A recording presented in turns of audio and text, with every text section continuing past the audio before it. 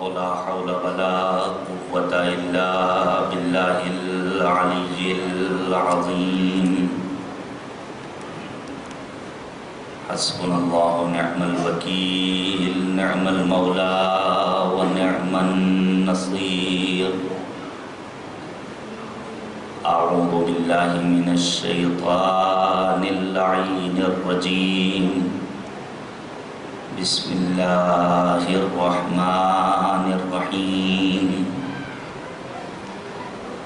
رب اشرح لي صدري ويسر لي أمري واحلل عقدة من لساني يفقهوا قولي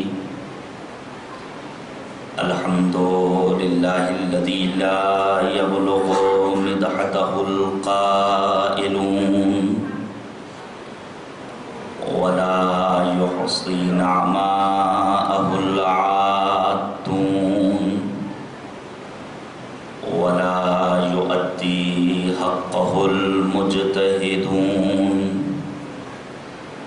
الذي لا يدركه بعد الهمم ولا يناله غوص الفتن الذي ليس لصفته حد محدود ولا نعت موجود ولا أجل ممدود ولا وقت معدود فطر الخلائق بقدرته ونشر الرياح برحمته وبدد بالصخور ميدان أرضه ثم الصلاة والسلام والتحية والإكرام على الرسول الأمي القرشي الهاشمي الأبطحي مولانا ومولى الثقلين جد الحسن والحسين أبي القاسم مصطفى محمد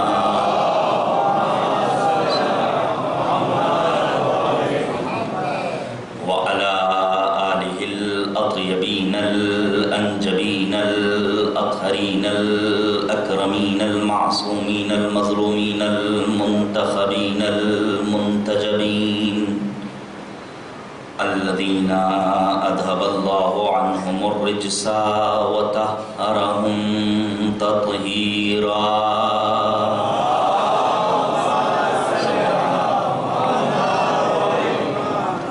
واللعنة الدائمة الباقية على أعدائهم أجمعين من الآن إلى قيام يوم الدين آمين یا رب العالمین اما بعد فقد قال رسول اللہ صلی اللہ علیہ وآلہ وسلم انی تارکم فیکم الثقلین کتاب اللہ وعطرتی اہل بیتی ما ان تمسکتم بہما لن تضلوا بعدی ولن یفترقا حتی یردا علی الحوض صلوات جی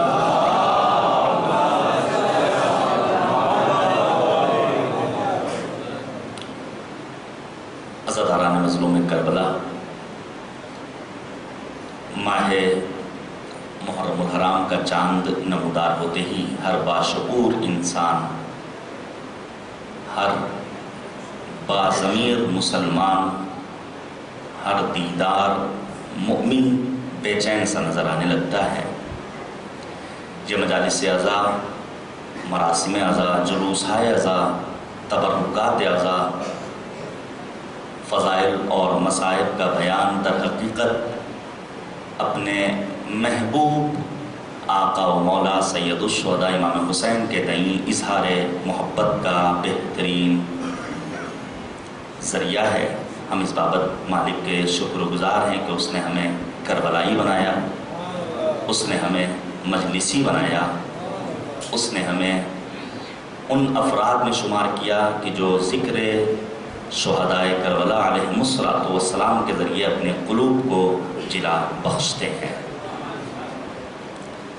बड़ी अज़मत है शुहदाए करबला की, ख़ुद सरज़मीन करबला की आप मुस्तकिल सुनते रहते हैं, लेकिन आज मैं जल्दी जल्दी अपने महदूद वक्त में कुछ अहम बातें अपने जवान दोस्तों की खिदमत में पेश करना चाहता हूँ। पहले मसला शरीफ सुन लीजिए।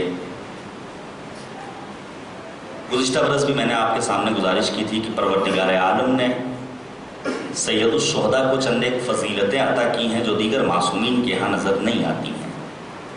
मसलन अश्शफ़ाउ फ़ी तुरबते, खाके करबला को इस एक शहादत के अवज़ मालिक करीम ने ऐसी फ़ज़ीलत दी है कि जो नजफ़ की सरज़मीन को नहीं मिली, जो मशहद मुक़द्दस को नसीब नहीं हुई, जो क़ुम को नहीं मिली, हाँ खाके करबला को मालिक ने खाके शिफा बनाया है। दूसरी जो फ़ज़ीलत है सैयदुश शुहदा की, यूँ तो हर बारगाह मासूम में पहुँचने के बाद अगर हम अपने दस्ते सवाल को बुलंद कर दें तो मालिक हमारी दुआओं को सुनने वाला है, लेकिन ज़मानत ली है करीम परवरदिगार ने कि इंसान अगर ज़ेरे क़ुब्बे अबा अब्दुल्लाहिल हुसैन अपने दस्ते सवाल को फैला दे तो मालिक उसकी दुआओं को सुनने वाला है। तीसरी जो फ़ज़ीलत है सैयदुश शुहदा की वो ये कि अगर एक इंसान अपने वतन से, अपने घर से, अपने मुल्क से ज़ियारत हुसैन के लिए अपने कदम आगे बढ़ाता है तो जितने अय्याम ज़ियारत सैयदुश शुहदा में वो गुजारता है वो दिन उसकी उम्र में शुमार नहीं होते हैं। और चौथी फ़ज़ीलत जो सैयदुश शुहदा को मिली वो ज़ुर्रियत अहले बैत ताहिरीन, आप ही की नस्ल पाक में तमाम के तमाम अइम्मा नस्ल सैयदुश शुहदा हज़रत अबा अब्दुल्लाहिल हुसैन में। मसले शरीक़ खाके शिफा के हवाले से है। हम सजदा किसी भी चीज़ पर कर सकते हैं जो पाक हो, पाकीज़ा हो, खाई और पहने जाने वाली ना हो, लेकिन फ़ज़ीलत यह है कि इंसान खाके शिफा पर सजदा करे।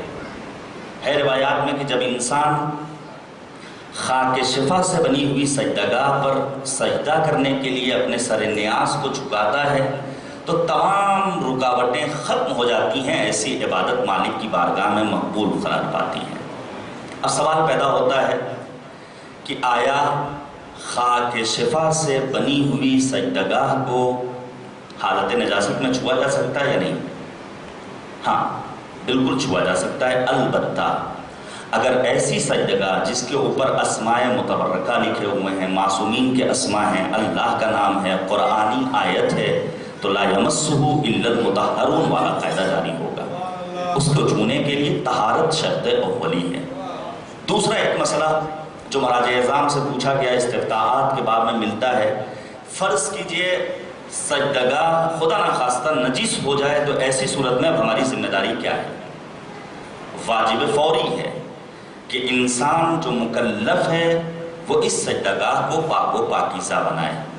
अव्वलन इसका एहतराम शर्त है, लेकिन बिलफर्ज किसी वजह से अगर ये खाके शिफा से बनी हुई सजदागाह नजिस हो जाए तो वाजिब फ़ौरी है कि इंसान फ़ौरन इस खाक से बनी हुई खाके करबला से तामीर शुदा खाके शिफा को पाक व पाकीज़ा बनाए। आइए मालिक की बारगाह में दुआ की जाए। ऐ रब्ब करीम, तेरी बारगाह में हम दुआ करते हैं इस गम के सदक़े में हमें कोई गम अता ना कर। ऐ करीम परवरदिगार, हमें इबादत करने का जज्बा मरहमत फरमा। माबूद, हमारे गुनाहों को दरगुजर कर दे। हमारे मरहूमीन जो इस दुनिया में नहीं हों उन्हें जवार रहमत में जगह इनायत फरमा। दुआ की कबूलियत के लिए मिलजुल कर सलवात भेजिएगा बर मोहम्मद व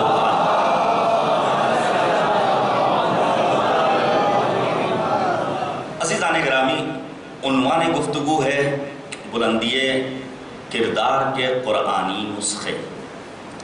यकीनन नबी आज़म का वो फरमान जिसे आप सुन रहे हैं गुज़िश्ता मजलिस से, और बारहा आपने सुना होगा, हज़ारों मजलिसों में आप हज़रात ने शिरकत की, हदीस सक़लैन जिसकी सनद के बारे में गुफ्तगू करने की ज़रूरत नहीं। ये वो हदीस है जिसे फ़रीक़ैन ने, उलमाए अहले सुन्नत ने भी और शिया उलमा ने भी अपनी किताबों में जगह दी है। पैगंबर ने फरमाया, मैं तुम्हारे दरमियान दो गिराक़द्र चीज़ें छोड़कर जा रहा हूँ, जो इन दोनों से वाबस्ता हो गया वो राही नजात होगा, और ये दोनों एक दूसरे से जुदा नहीं होंगे यहाँ तक कि हौज़े कौसर पर मुझसे मुलाकात करें। हमें दामन कुरान को भी थामना है اور دامان اہل بیت طاہرین علیہم الصلوۃ سے بھی اپنی وابستگی کا اظہار کرنا ہے، نہ فقط اظہار زبانی بلکہ عملی طور پر ہم اپنے کردار کو ایسا بنا لیں کہ دیکھنے والے یہ آواز دیں یہ حسین کا غم منانے والے ہیں، یہ عباس کا علم اٹھانے والے ہیں۔ یہی وجہ ہے امام معصوم نے فرمایا کونوا لنا زینا ولا تکونوا علینا شینا، ہمارے لیے باعث عزت بننا، باعث ذلت، باعث ننگ، باعث رسوائی ہرگز قرار نہ پانا۔ یہ جو ایام عزائے ابا عبداللہ الحسین ہے، بہترین فرصت ہے کہ ہم اپنے کردار کو سنواریں، اپنے کردار کو نکھاریں، کم سے کم اتنا معطر ہو تمہارا کردار، گھر سے نکلو تو پڑوسی کو بھی خوشبو آئے۔ صلوات بھیجیے گا بر محمد و آل محمد، مل جل کر صلوات بھیجیے بر محمد و آل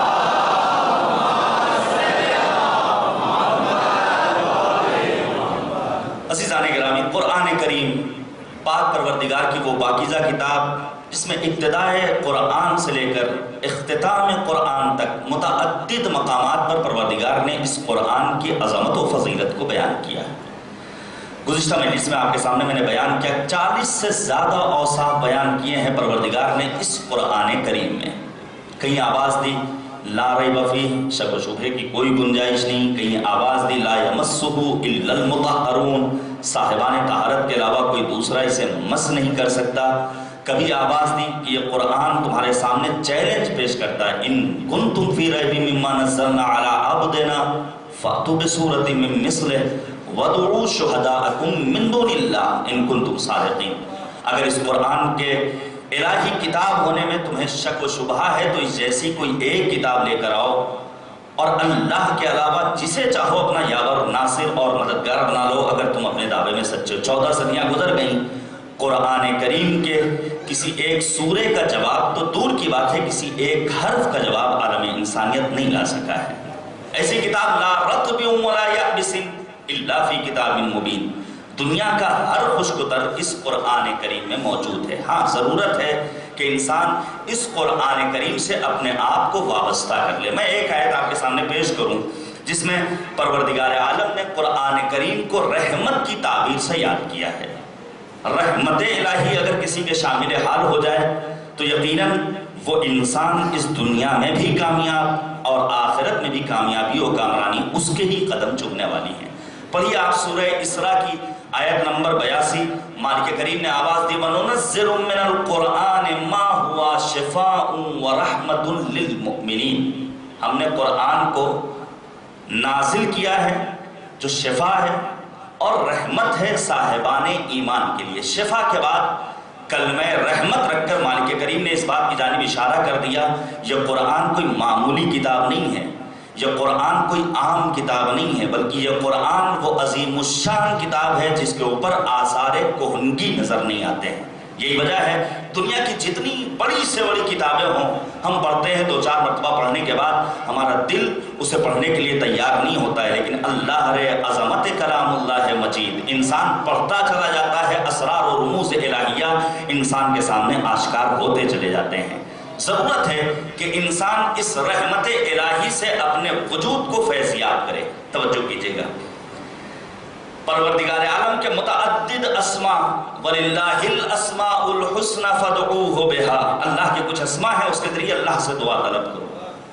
ان اسماء میں ایک اسم ہے رحیم، رحمان، یہ کائنات رحمت الہی کی مظہر ہے، اسی لیے پروردگار نے آواز دی فَانظُرْ إِلَىٰ آثَارِ رحمت اللہ، دیکھو اس دنیا میں اللہ کی رحمت کی نشانیوں کو، غور و فکر کرو۔ سورہ روم کی آیت نمبر 50 میں مالک نے آواز دی نبی اعظم ختمی مرتبت حضرت محمد مصطفیٰ صلی اللہ علیہ وآلہ وسلم، پیغمبر اعظم نے آواز دی لن يدخل الجنت احد الا برحمت اللہ، اگر جنت میں جانے کے مشتاق ہو تو اتنا یاد رکھو بغیر رحمت الہی کے شامل حال ہوئے انسان راہی جنت نہیں ہو سکتا۔ اب سوال پیدا ہوتا ہے، قرآن ایک رحمانی کتاب، پروردگار رحیم پروردگار، بغیر رحمت الہی کے شامل حال ہوئے ایک بندے خدا جنت میں داخل نہیں ہو سکتا ہے۔ تو آخر یہ رحمت حاصل کیسے کی جائے؟ توجہ کیجئے، یہ رحمت الہی ہمیں اور آپ کو کیسے نصیب ہو؟ یقیناً قرآن نے رہنمائی کی ہوگی، آیات قرآن میں اس بابت اشارہ کیا گیا ہوگا۔ میں چند ایک باتیں آپ کے سامنے پیش کروں۔ اگر انسان رحمت الہی چاہتا ہے تو سب سے پہلی شرط صدق نیت کے ساتھ، خلوص دل کے ساتھ مالک کی بارگاہ میں اپنے گناہوں کی مغفرت طلب کرے۔ استغفار شرط اولی ہے۔ اب توبہ یہ خود ایک موضوع گفتگو ہے، اگر کبھی موقع ملا تو انشاءاللہ آپ کے سامنے بیان کروں گا کہ انسان اگر خلوص نیت کے ساتھ، پاکیزگی قلب کے ساتھ مالک کی بارگاہ میں حاضر ہو جائے تو پروردگار اس کے بڑے سے بڑے گناہ کو کس طرح معاف کر دیا کرتا ہے۔ لیکن ہمارے یہاں جو توبہ کا تصور اور کانسیپٹ ہے وہ یہ کہ انسان گال تھپا لے، کان نوچ لے، بس ہو گئی توبہ۔ نہیں، توبہ کا مطلب یہ ہے کہ جس کے بعد انسان دوبارہ اس گناہ کی جانب اپنے قدم آگے نہ بڑھائے۔ پروردگار نے آواز دی، قال یا قوم لما تستعجلون بالسیئات، اے لوگو کیوں تیزی سے اپنے قدم آگے بڑھاتے ہو گناہوں کی طرف؟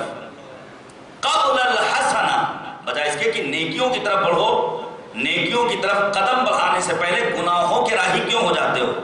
لولا تستغفرون اللہ لعلکم ترحمون، لعلکم ترحمون، اگر تم پروردگار کی بارگاہ میں اپنے گناہوں کی مغفرت طلب کرو شاید رحمت الہی تمہارے شامل حال ہو جائے۔ یعنی اگر الہی رحمت چاہیے تو انسان بارگاہ پروردگار میں، مالک کی بارگاہ میں حاضری دینے کے بعد اپنے گناہوں کی مغفرت طلب کرے۔ اب میں آپ سے ایک سوال کرتا ہوں، یہ دعائے قبیل میں جو کریم پروردگار کی بارگاہ میں پہنچنے کے بعد امیر کائنات، امیر بیان و سخن، امام المتقین، سید الاوصیاء، امام العارفین، امیر کائنات، امیر المؤمنین بارگاہ پروردگار میں دعائے قبیل میں مناجات کرتے ہیں، اللہم اغفر لی الذنوب التي تحبس الدعاء، اللہم اغفر لی الذنوب التي تنزل البلاء، اللہم اغفر لی الذنوب التي تقطع الرجاء۔ زار کی ریا و زاری کے ہمراہ کیا مولا معاذ اللہ خاکم بدہن انسان کا سوچنا بھی واقعاً باعث عذاب بن سکتا ہے۔ کیا گناہ کا مرتکب ہوتے تھے؟ نہیں عزیزان گرامی، ہم جیسے اپنے چاہنے والوں کو درس دیتے تھے، جب کبھی بارگاہ احدیت میں پہنچو اپنے سر نیاز کو جھکا کر مالک کی عظمت کا اقرار کر لو، اپنی بستی کا اعتراف کر لو۔ یہ ہے حقیقت توبہ اور حقیقت استغفار۔ تو پہلی چیز جس کے ذریعے کریم پروردگار کی رحمت ہمارے شامل حال ہو سکتی ہے وہ ہے استغفار۔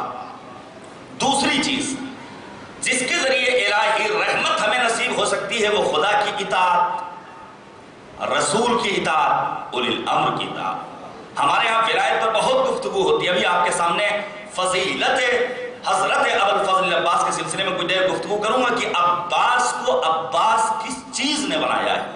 ہمارے جوانوں کے ذہن میں عام طور سے مولا عباس کی شجاعتوں کو پیش کر دیا جاتا ہے، واقعاً شجاع ہیں، اور امیر کائنات نے آرزو کی تھی غازی ابوالفضل عباس کے لیے اسی شجاعت کی خاطر۔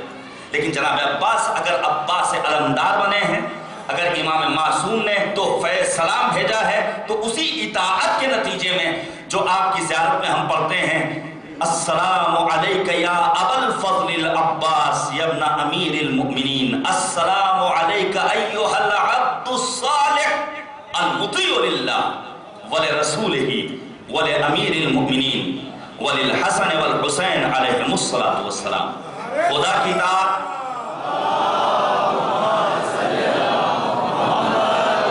تو اطاعت خدا، اطاعت رسول اعظم، اطاعت امیر المؤمنین، اطاعت ائمہ اطہار علیہم الصلاۃ والسلام کے ذریعے پروردگار کی رحمت ہمارے شامل حال ہو سکتی ہے۔ مالک نے سورہ آل عمران کی آیت نمبر 132 میں آواز دی، وَأَطِيعُوا اللَّهَ وَالرَّسُولَ لَعَلَّكُمْ تُرْحَمُونَ، اللہ کی اطاعت کرو، رسول کی اطاعت کرو، شاید کہ رحمت الہی تمہارے شامل حال ہو جائے۔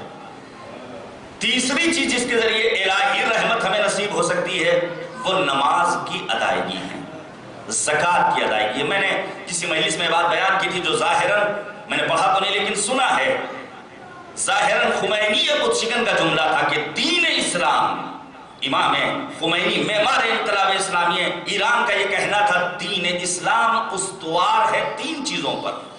دور غیبت میں مرجعیت ہے، دوسری چیز جس کے اوپر دین اسلام کی بنا قائم ہے وہ نماز ہے، اور تیسری چیز وہ خمس و زکوٰۃ کی ادائیگی ہے.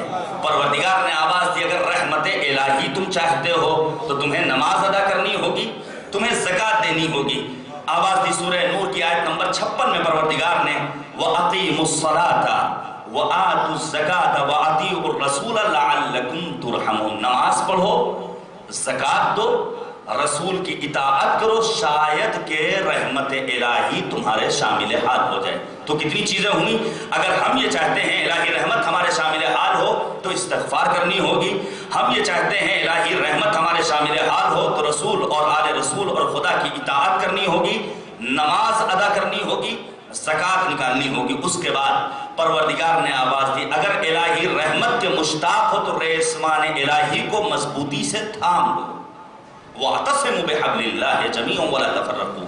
یارو بڑی عظیم عبادت ہے اتحاد. ہر دور ہر صدی کی ضرورت ہے اتحاد. ہے تفرقہ ہمارے لیے موت کا سبب، ملت کی زندگی کی ضمانت ہے اتحاد. یہ مجالس اعلیٰ ایسا نہ ہو کہ ہمیں آپس میں منتشر کر دے. یہ جوڑنے کے لیے ہے، دلوں کو ایک دوسرے سے وابستہ کرنے کے لیے ہے، یہ نفرتوں اور کدورتوں کو ختم کرنے کے لیے. تو پروردگار نے کیا آواز دی فَأَمَّا الَّذِينَ آمَنُوا بِاللَّهِ، جو ایمان لائے، وَاعْتَصِمُوا بِهِ، اور جنہوں نے ریسمان الہی کو تھام لیا، فَسَيُدْخِلُهُمْ فِي رَحْمَةٍ مِّنْهُ، وہ داخل ہو جائیں گے رحمت الہی کے باب میں. وَفَضْلٍ وَيَهْدِيهِمْ إِلَيْهِ صِرَاطًا مُسْتَقِيمًا، صراط مستقیم چاہیے تو ریسمان الہی کو مضبوطی سے تھامنا ہوگا. ایک اور اہم شرط ہے، اگر انسان الہی رحمت چاہتا ہے تو فرامین الہیہ کی اسے اتباع کرنی ہوگی، یا منمانی چلنے والی نہیں ہے. اب اگر انسان یہ کہے نہیں ہمارا دل قبول نہیں کرتا، ہمارا دل نہیں کہتا ہے، ہوگا حکم الہی، کہہ رہے ہوں گے مرجع تقلید، لیکن دل اس بات کو قبول نہیں کرتا. یاد رکھیے شیطان نے دل کی مانی تو تا قیامت رجیم قرار پایا. مذہب ہمارا وہ مذہب ہے جس نے یہ آواز دی اگر تم یہ چاہتے ہو کہ الہی رحمت تمہارے شامل حال ہو جائے تو اپنے دل کو ٹھکرا دو، حکم الہی کے سامنے سر نیاز کو خم کر دو. صلوات بھیجیے گا محمد.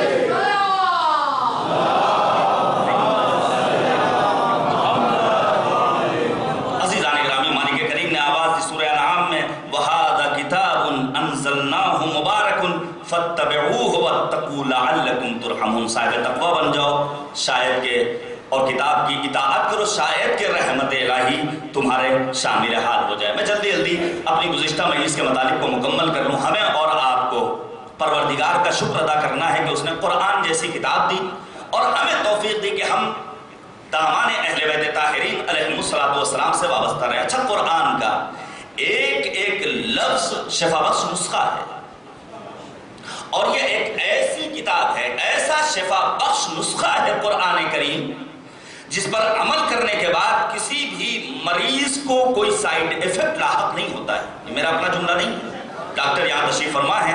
ان کی دوا ممکن ہے کوئی اینٹی بائیوٹک ہمیں دے دیں نقصان پہنچا جائے، لیکن امیر المؤمنین نے نہج البلاغہ میں فرمایا قرآنی نسخوں پر اگر عمل پیرا ہوگے تو یاد رکھو اس کا کوئی سائیڈ ایفیکٹ تمہیں پہنچنے والا نہیں ہے. جب علامہ مجلسی جیسا عالم باعمل، توجہ کیجیے گا، جب علامہ مجلسی جیسی شخصیت قرآن کریم کے ایک مختصر سے سورے کی تلاوت کے ذریعے 1000 مریضوں کو شفا عطا کر سکتا ہے تو کائنات کا امیر بسم اللہ کی تلاوت کے ذریعے کیا لوگوں کو شفا نہیں دے سکتا؟ میں ایک نمونہ پیش کروں. بادشاہ روم امیر المؤمنین کی خدمت میں ایک خط لکھتا ہے، اے علی مرتضیٰ میں مائیگرین میں مبتلا ہوں، مجھے شدید سر میں درد ہوتا ہے، ماہرین طب کو دکھایا، حاذق اطباء آئے، لیکن ان سب نے دوا دی، کوئی فائدہ مجھے نہیں پہنچا. جانے قربان جائیں امیر المؤمنین کی سادہ زیستی پر. میں نے اپنی بات مکمل کر لی. साहिबान ज़ौक़ हैं आप हज़रात, मुस्तकिल मजलिस सुनते रहे। सादा ज़िस्ती अमीरुल मोमिनीन पर हमारी जानें कुर्बान जाएं। इस्लाम सादा ज़िस्ती का हुक्म देता है, लेकिन कभी भी इस्लाम ने नहीं कहा है, मैं यहीं पर पेश कर दूं, कभी भी तवज्जो कीजिएगा, खासकर मेरे जवान सुने जिनकी अभी अभी शादी हुई है, जो अपने बच्चों के साथ अपने घर वालों के साथ जिंदगी गुजार रहे हैं, आप सबके लिए पैगाम है। इस्लाम ने कहा अपने आप को दुनिया में गुम ना कर लेना। इस्लाम ने सादा ज़िस्ती का हुक्म दिया, लेकिन इस्लाम ने हरगिज़ आपसे मुतालबा नहीं किया अपने आप को आप फटे पुराने लिबास में रखिए। जहां बात जूतों की आई, कहा 1 नंबर का जूता आपको पहनना है। जहां लिबास की बात आई, कहा साफ सुथरे तय्यब व ताहिर सफेद लिबास से वेतन करना है, पाकीज़ा लिबास आपको पहनना है, शान शौकत को बरकरार रखना है। अगर अल्लाह ने इंसान को करामत बख्शी है तो उस करामत की हिफाजत करना हमारी और आपकी जिम्मेदारी। अब इंसान ये तसव्वुर न करे ज़ुहद फिर दुनिया का मतलब ये है इंसान फटे पुराने लिबास पहन ले और सोचे हम बहुत बड़े ज़ाहिद हो गए। नहीं, एक रिवायत पेश करूं, ज़हन में आ गई। जनाब सलमान फारसी, जान कुर्बान जाएं, माँ बाप फिदा हो जाएं, औलाद कुर्बान हो जाएं, इस एक सहाबी अहले बैत ताहिरीन पर। जनाब सलमान फारसी आते हैं मुलाकात के लिए जनाब अबू दरदा के घर। अबू दरदा पैगंबर के सहाबी। जनाब सलमान फारसी की मुलाकात ज़ौजाए अबू दरदा से होती है। सलमान फारसी ने पूछा अबू दरदा कहाँ है? कहा सलमान ना पूछो अबू दरदा के बारे में, अजीब व गरीब कैफियत है, दुनिया से बिल्कुल कोई वाबस्तगी नहीं रह गई अबू दरदा की। सिर्फ और सिर्फ अबू दरदा अपने वक्त को खर्च करते हैं इबादत खुदा में। सलमान फारसी बैठ गए, सलमान फारसी इंतजार करने लगे। अबू दरदा बाहर निकले, गले मिले और भाई सलमान कैसे हो, हाल अहवाल पूछा। और उसके बाद अबू दरदा ने जब खाना पेश किया है तो जनाब सलमान फारसी का, अबू दरदा मैं तन्हा खाना नहीं खाऊंगा बल्कि तुम्हें भी शरीक होना पड़ेगा। याद रखो अल्लाह की इबादत भी करनी है और साथ साथ घर वालों के हुकूक को भी अदा करना है। यही वजह है जब 5वें इमाम हजरत इमाम मोहम्मद बाक़िर अलैहिस्सलातु वस्सलाम, मौला इमाम मोहम्मद बाक़िर ने जब अपने महासिन को खिताब किया और अपने सर के बालों पर कंघी किया, बेहतरीन लिबास से तन किया, कहने वाले ने कहा मौला आप इमाम मासूम होकर इतने अच्छे लिबास पहनकर बाहर निकल रहे हैं। इमाम मासूम ने क्या जवाब दिया? मौला फरमाते याद रखो अगर एक मर्द अपने घर के अंदर बेहतरीन लिबास से बेतन करेगा तो उसके घर की खातून बाहया और बाइफ़त होगी। ये मजलिस का पैगाम है। लिहाजा इस्लाम ने हरगिज़ मुतालबा नहीं किया इंसान दुनिया को तर्क कर दे। नहीं, दुनिया की जायज़ लज्जात से भरपूर इस्तिफादा करना एक मोमिन की जिम्मेदारी है। अभी आपके सामने मैं पेश करूंगा। अबू दरदा से कहा अबू दरदा आराम करने के वक्त आराम किया करो, सोने के वक्त सोया करो, कभी रोजा रखो कभी रोजे को छोड़ दो, अल्लाह की बंदगी करो, नमाज बर वक्त पढ़ो। अबू दरदा ने जाकर पैगंबर आजम से सलमान फारसी के इस मुकालमे को नकल किया। पैगंबर ने कहा सलमान ने बिल्कुल सच कहा है।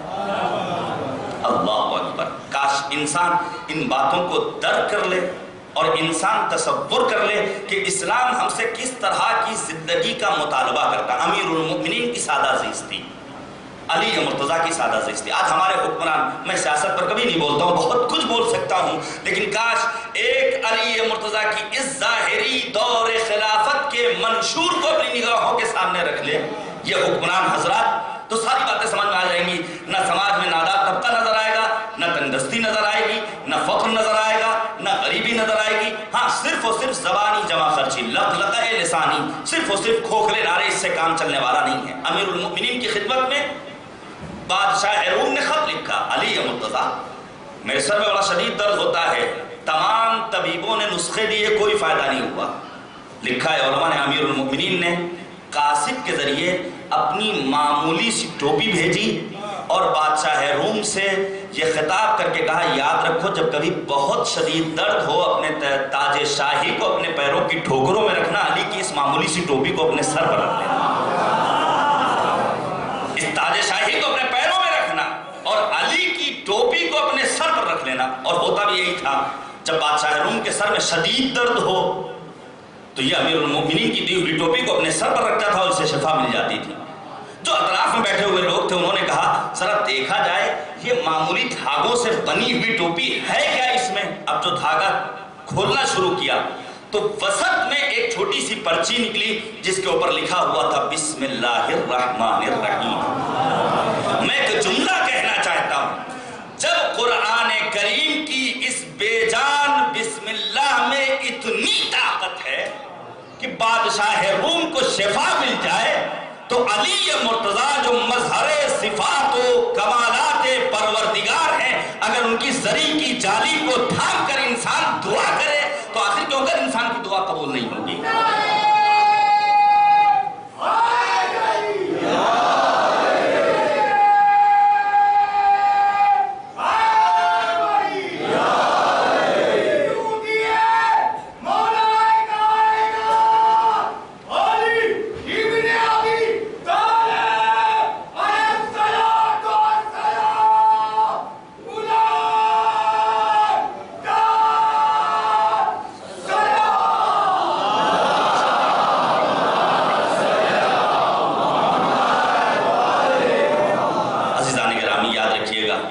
بسم اللہ الرحمن الرحیم بات آ گئی ہے، خدا چچا کو سلامت رکھے انشاءاللہ۔ ان حوصلوں کو، یہ حبیب ابن مظاہر سے ہمیں حوصلہ ملا ہے، ہمارے بزرگوں کو اللہ سلامت رکھے۔ یاد رکھیے میرے جوان بھائیوں، بزرگوں کی قدر و قیمت کا اندازہ لگائیے۔ یہ بزرگ اگر ہماری بز میں نہ ہوں تو ہمارے گھروں میں عذاب پروردگار نازل ہو جائے۔ خدا بند کریم ان بزرگوں کو صحت و سلامتی اور طاقت و قوت دے انشاءاللہ۔ توجہ کیجیے گا، جب جناب یوسف کو بازار مصر میں بیچنے کے لیے لایا گیا ہے، بڑے بڑے خریدار عزیز مصر، بادشاہان مصر، صاحبان زر و جواہرات مال و دولت لے کر آئے ہیں، سونا چاندی لے کر آئے ہیں، اشرفیاں لے کر آئے ہیں، لیکن ایک گوشے میں ایک خاتون بھی کھڑی ہوئی ہے۔ توجہ کیجیے گا، ایک خاتون بھی کھڑی ہوئی ہے جس کے پاس کچھ اون اور دھاگے تھے۔ لوگوں نے ایک سوال کیا، اتنے بڑے بڑے صاحبان زر آئے ہیں اور تو آئی ہے اس معمولی سے دھاگوں کو لے کر خریدنے کے لیے؟ تو اس خاتون کا کیا جواب تھا؟ اس خاتون نے یہی تو کہا تھا، ہم صرف اس لیے آئے ہیں تاکہ خریداران یوسف میں ہمارا نام درج ہو جائے۔ اب میں یہاں پر ایک جملہ کہنا چاہتا ہوں، یہ جو ہم منبر پر آ جاتے ہیں الہی توفیق کے نتیجے میں، ہمارا ہرگز دعویٰ نہیں ہم بہت بڑے خطیب ہیں، ہم صرف یہ چاہتے ہیں کل قیامت کے دن جب لوگوں کے ہاتھوں میں نامہ اعمال ہوگا تو ہم لوگوں کے سامنے سرخرو ہو سکے اور مالک کی بارگاہ میں عرض کر سکے، اے کریم پروردگار ذرا ذاکرین حسین کی فہرست اٹھا کے تو دیکھ، ایک نام میرا بھی تجھے نظر آئے گا۔ اور اسی بسم اللہ کی برکت سے جب ترازو کے پلڑے میں جناب یوسف کو رکھا جاتا ہے اور دوسری طرف زر و جواہرات، یوسف کا وزن زیادہ ہے، ایک غصے سے ایک آدمی اٹھتا کہتا نہیں ہے یہ معصوم، یوسف مسکرائے ہیں، کہا تمہیں تھوڑی سی معرفت ہے، یہ الہی نمائندہ ہے، حجت خدا ہے، بسم اللہ الرحمن الرحیم کو رکھا گیا ہے، اب یوسف کا وزن کم ہو گیا، کلمہ بسم اللہ کا وزن زیادہ ہو گیا۔ تو قرآن از اول تا آخر ہم سب کے لیے شفا بخش نسخہ ہے۔ اس قرآن سے وابستگی شرط اولی، ہمیں مالک کا شکر ادا کرنا چاہیے کہ قرآن جیسی عظیم کتاب پروردگار نے ہمیں دی ہے۔ ہم کس کس جگہ پر پروردگار کا شکر ادا کریں؟ یہ اللہ نے ہمارے اور آپ کے رزق کا انتظام کیا ہے، ہم اور آپ اپنی زندگی بسر کر رہے ہیں۔ یہ الگ بات ہے کہ موجودہ دور میں جدید ٹیکنالوجی کی ترقی کرنے کے نتیجے میں بسا اوقات جوان جب ان جدید ذرائع کے ذریعے مطلع ہوتا ہے کہ اس کے شکم میں ایک بچی پروان چل رہی ہے تو انسان کہتے ہیں اسے ختم کر دو۔ کاش قرآن کی آیت کریمہ نگاہوں کے سامنے ہوتی۔ مالک نے آواز دی، لا تقتلوا اولادکم خشیت املاق نحن نرزقہم وایاکم، یہ پیٹ میں بچوں کو مارو نہیں، ہم ان کے رزق کا انتظام پہلے کرتے ہیں، تمہارے رزق کا انتظام بعد میں کرتے ہیں۔ قرآن سے وابستگی شرط اولی ہے، رزق دیا ہے کریم پروردگار نے اور ہم سب کا رزق معین کیا۔ اب ایسی صورت میں اگر اللہ نے کسی انسان کو زیادہ دیا ہے، کسی کو کم دیا ہے، تو کم والا زیادہ والے کو دیکھ کر کے ہرگز گھبرائے نہیں کہ اسے زیادہ دے دیا ہے۔ خود موضوع گفتگو ہے، حسد پیدا نہ ہو جائے، انسان حریص نہ ہو جائے، نہیں، اللہ نے جتنا لکھ دیا ہے اتنا ہمیں مل کر رہے گا۔ البتہ یہ مطلب نہیں ہے کہ انسان سوچے اب اللہ نے لکھ دیا تو مل کر رہے گا، اب ہمیں کچھ کرنے کی ضرورت نہیں ہے۔ نہیں، جب قرآن کریم کی آیت کریمہ نازل ہوئی، وَمَن يَتَوَكَّلْ عَلَى اللَّهِ فَهُوَ حَسْبُهُ، جس نے اللہ پہ بھروسہ کیا اللہ اس کے لیے کافی و وافی ہے۔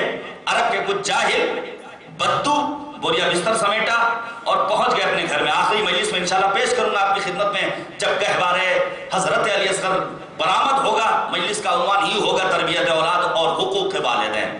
توجہ کیجیے گا, ہمیں اپنے گھر والوں کے حقوق کو ادا کرنا ہے, تب اللہ کی بندگی کرنا ہے. ایسا نہ ہو کہ گھر والوں کے حقوق رہ جائیں. حقوق اللہ کے ساتھ حقوق الناس کی ادائیگی شرط ہے اولی. نبی اعظم کو خبر ملی ہے کچھ لوگ جنہوں نے بوریا بستر سمیٹا, پہنچ گئے مسجد میں, اللہ اللہ اللہ اکبر, سجدوں پر سجدے. نبی اعظم نے اصحاب کا ساتھ لیا, پہنچے مسجد میں. یہ کیا تماشا مچا رہا ہے؟ اے نبی خدا, آپ نے اعلان کیا جس نے اللہ پہ بھروسہ کیا اللہ اس کے لیے کافی و وافی ہے, اللہ ہمارے رزق کا انتظام کرے گا. نبی نے کہا نہیں, دنیا دار الاسباب ہے, یہاں اسباب کا سہارا لینا ہوگا.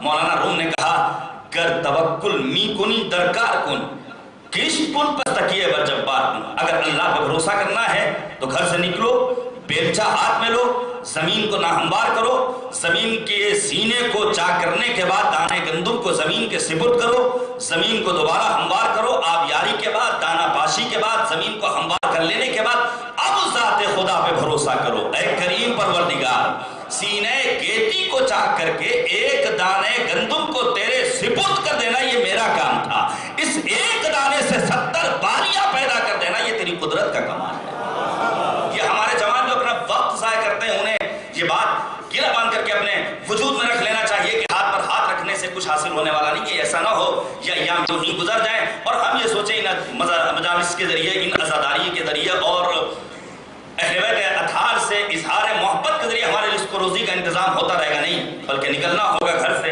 اور ساتھ ہی ساتھ انسان کو سوچنا ہوگا جو لقمہ ہمارے پیٹ میں پہنچ رہا ہے یہ لقمہ لقمہ حلال ہے یا لقمہ لقمہ حرام ہے. میں تیزی سے بات آگے بڑھوں. پروردگار ہمارا رازق ہے, رزاقیت خداوند کریم سے مخصوص ہے, رزق ملتا ہے کریم پروردگار کی جانب سے. واسطہ اور وسیلہ قرار پاتے ہیں اہل بیت طاہرین علیہم السلام, جس کی آخری پردہ غیبت میں حضرت صاحب الزمان عجل اللہ تعالیٰ فرجہ شریف کی صورت.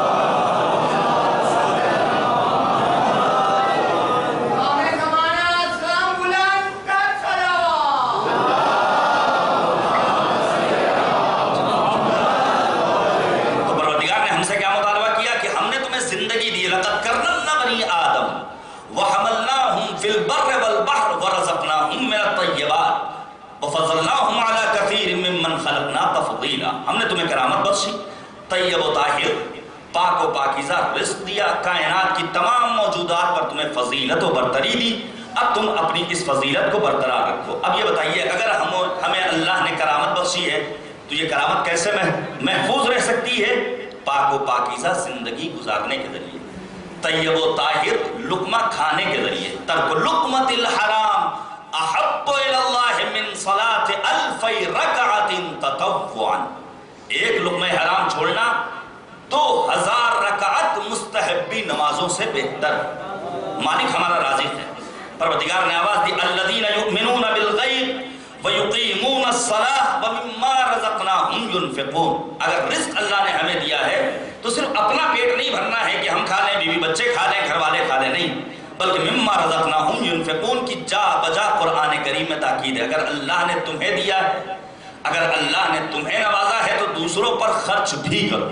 یہ ہم سے مطالبہ ہے. رزق الہی بسا اوقات ہمارے شامل حال ہو جاتا ہے, پھر اب ہمیں فکر نہیں ہوتی ہے کون بھوکا ہے, کون پیاسا ہے, کون یتیم ہے, کون سماج میں تنگستی کا شکار ہے, کون ایسا ہے جسے ضرورت ہے ہماری مدد کی. نہیں, قرآن نے کہا اگر اللہ نے تمہیں نعمت دی ہے تو اب اس نعمت کو دوسروں پر خرچ کرو. کہیں ارشاد ہوا مومنین کے اوصاف بیان کرتے ہو الذین اذا ذکر اللہ وجلت قلوبہم والصابرین علی ما اصابہم والمقیم الصلاۃ ومما رزقناہم ينفقون. وقت نہیں ترجمہ کروں سورہ حج کی آیت نمبر 35. کئی آواز دی الذین یقیمون الصلاۃ ومما رزقناہم ينفقون.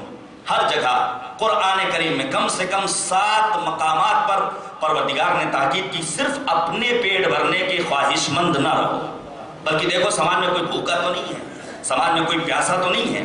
قرآن کریم نے رزق حلال طلب کرنے کی جانب رہنمائی کی ہے. ہمیں اور آپ کو بالخصوص جوانوں کو اپنا وقت صرف کرنا ہوگا. میں کبھی جب یہ روایت امیر المؤمنین، امیر کائنات، جو اگر سنگریزوں کو اٹھا لے تو ہیرے اور جواہرات میں تبدیل ہو جائیں، مٹی کی دیوار کو اشارہ کرے تو سونے کی دیوار میں تبدیل ہو جائے، علی جیسا کائنات کا امیر بھی جاتا ہے یہودیوں کے باب میں محنت کرتا ہے، اور پھر امیر المؤمنین کو ایک ڈول کے عوض ایک خرما ملتا ہے جسے گھر میں لے کر آتے ہیں اور لوگ اپنے پاپوں کو ختم کرتے ہیں۔ علی جیسا بندہ پروردگار اگر راہ خدا میں محنت و مزدوری کر سکتا ہے تو آخر ہمارا جوان کیوں اپنی عمر کو ضائع کر رہا ہے، ہاتھ پر ہاتھ رکھ کر بیٹھا ہوا ہے۔ پروردگار نے آواز دی، یا ایھا الناس کلوا مما فی الارض حلالا طیبا، جو کچھ زمین میں حلال و طیب و پاکیزہ ہے جتنا دل چاہے کھاؤ، ولا تتبعوا خطوات الشیطان انہ لکم عدو مبین، لیکن یاد رکھو بے راہ روی کے شکار نہ ہونا، کیونکہ بے راہ روی کے اگر شکار ہوئے تو گویا تم نے شیطان کی اتباع کی۔ اگر کوئی انسان حرام کی جانب اپنے قدم آگے بڑھا رہا ہے تو یاد رکھیے یہ میکڈونلڈس اور یہ فلاں کمپنی اور یہ پیزا ہٹ اور یہ اور وہ، نہ کوئی تفتیش، نہ کوئی جانچ، نہ کوئی جستجو، بس انسان ذرا دیر کی لذت کے حصول کے لیے انسان اپنا قدم آگے بڑھا لے، اس کا مطلب یہ ہوا وہ رحمانی بندہ نہیں ہے بلکہ شیطانی بندہ۔ صلوات بھیجیے گا بر محمد و آل محمد۔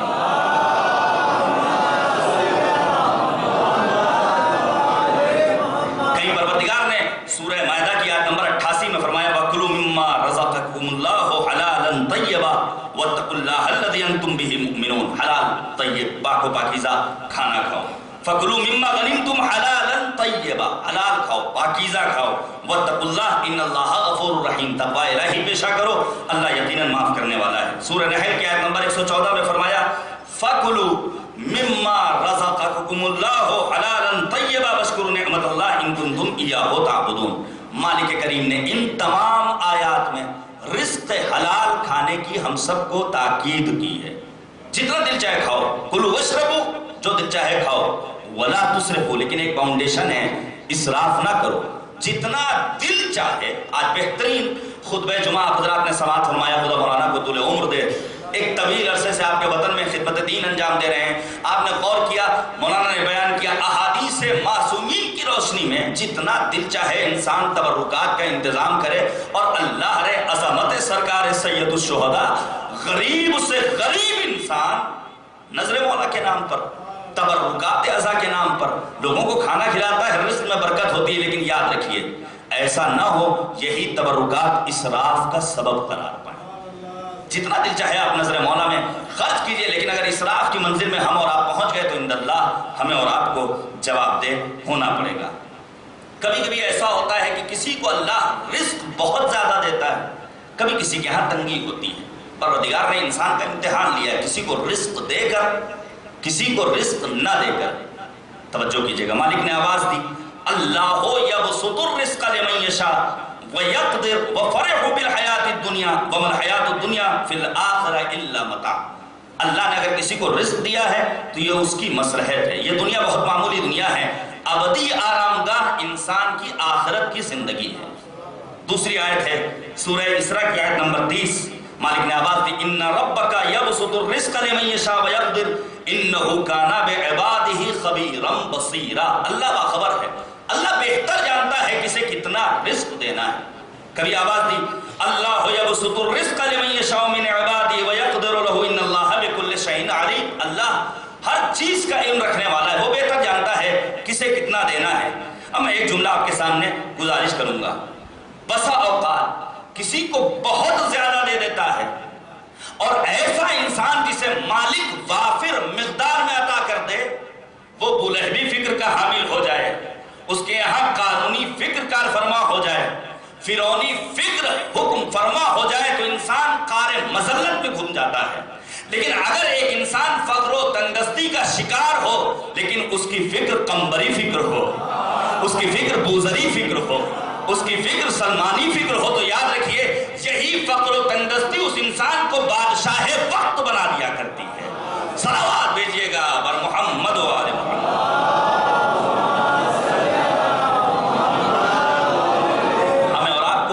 رزق الہی جتنا مل گیا ہے مالک کا شکر ادا کرنا ہے، اپنی جانب سے محنت کرنی ہے، رحمت یقیناً پروردگار کی ہمارے شامل حال ہونے والی۔ اب انسان یہ سوچے ہم نے سال بھر زحمت کی، آفس میں اپنی کمر توڑی، اب یہ اللہ نے کیا کہہ دیا کہ خمس نکالنا ہے، ہماری سال کی سیونگ 1 لاکھ روپے، اب اس میں سے ہم 20,000 روپے دے دیں، 10,000 روپے سہم سادات، 10,000 روپے سہم امام۔ یاد رکھیے یہ بخل ہے جس کی قرآن نے مذمت کی۔ اگر حق الناس کی ادائیگی نہیں کی، حق اللہ کی ادائیگی نہیں کی، حق اہل بیت طاہرین کو ادا نہیں کیا، تو انسان کی زندگی واقعی معنی میں انسانی زندگی کہلانے کی حقدار نہیں۔ قرآن کریم نے اعلان کیا سورہ آل عمران کی آیت نمبر 180، وَلَيَحْسَبَنَّ الَّذِينَ يَبْخَلُونَ بِمَا آتَاهُمُ اللَّهُ مِنْ فَضْلِهِ فَهُوَ خَيْرًا لَهُمْ بَلْ هُوَ شَرٌّ لَهُمْ۔ انسان کبھی جب بخل کرتا ہے تو سوچتا ہے بہت اچھا کر رہے ہیں، یہ حقیقت میں اچھا نہیں کر رہا ہے بلکہ اس کے حق میں بہت برا ہو رہا ہے۔ لہذا اگر خمس کے ہم اور آپ پابند نہیں ہیں، اب اس سے عادت بنا لیں کہ ہمیں امام معصوم کے حق کو ادا کرنا ہے۔ یقین جانیے اگر آج آپ نے 5 روپے خمس نکالے ہیں تو یہی 5 روپے کل باعث برکت بن کر آپ کے ہاں 50,000 روپے کی شکل میں تبدیل ہو جائیں گے۔ مشاہدات اس بات کے عینی گواہ ہیں، عینی گواہ ہیں۔ ہم اور آپ، ہمارے بزرگ یہاں تشریف فرمائے، قرآن کریم کی سورہ حدید کی آیت نمبر ظاہراً 28 ہے۔ سورہ حدید میں پروردگار نے جو انسانی زندگی کے مراحل بیان کیے اس میں کیا فرمایا؟ پروردگار نے آواز دی انما الحیات الدنیا لعب ولہو وزینہ وتفاخر بینکم فی الاموال والتکاثر فی الاموال والاولاد۔ 5 مراحل حیات، بچپنا ہے، اس کے بعد کی منزل ہے نوجوانی ہے۔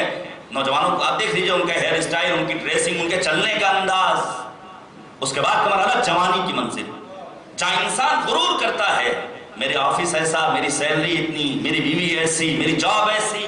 اور پھر بزرگوں کی نوبت آتی ہے جو 40 سال کے ہو جاتے ہیں، 40 پلس، جو ناز کرتے ہیں کثرت اموال و اولاد پر۔ پروردگار نے کہا یہ 5 مراحل حیات تمہارے سامنے ہم نے پیش کر دیا۔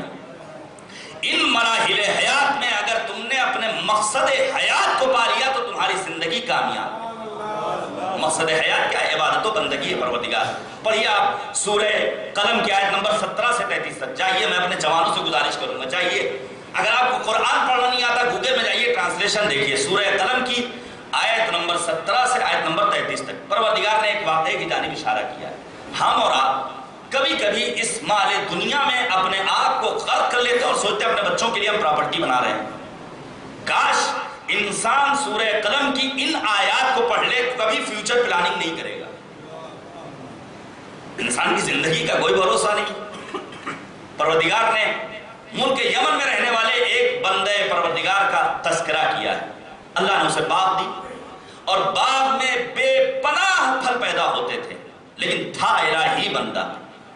یہ جب پھل پک جایا کرتے تھے تو دروازے کھول دیتا تھا باغ کے، بازار میں چلے جاتے تھے پھل، اور غریب، فقراء، نادار، تنگدست افراد آتے تھے، اپنی مرضی کے پھلوں کو لے کر چلے جاتے تھے۔ لیکن اس کے بچوں نے جو جوانی کے نشے میں اور غرور میں مبتلا تھے، انہوں نے اعتراض کیا بابا جان ہمارے حق کو آپ ضائع کر رہے ہیں، آپ ہمارے حق کو ضائع کر رہے ہیں۔